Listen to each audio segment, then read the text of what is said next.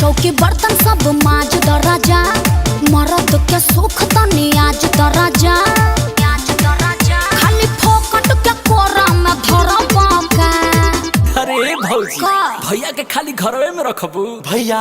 अरे भैया अरे केने बड़ा मर्दे निकला बहरी ना मेहर माउक भैया मेहरा रूह के सेवे तू करबा के पल्लू छोड़ा बाकी खाली तो छुप के वही में रहबा का।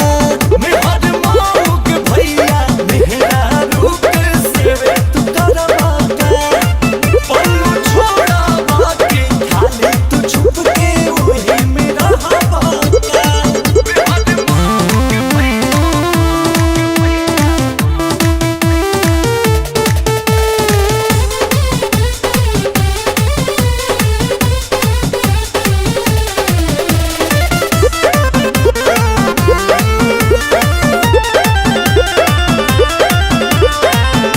थकलो शरीर के तने देह सयारा रोटी बेल खियाई है बाटे दिल के चाह।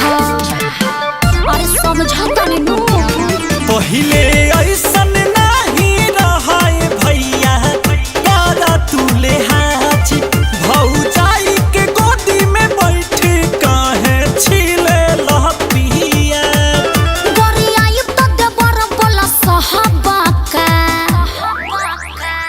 अरे भैया भौजी गाड़ियों दे का ना मेहर माउक भैया मेहरा रूह के सेवे तू करबा के पल्लू छोड़ा बाकी खाली तो छुप के वही में रहबा का।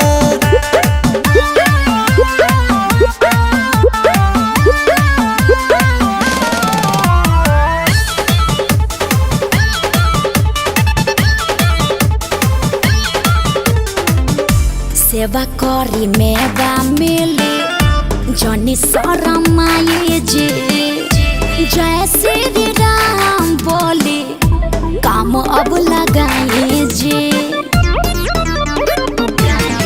तोहर में हर दिन भर टिकटॉक पर रहे तू बनावेला भात अखिलेश भैया मेहनतानी अंकुश राजा के बात।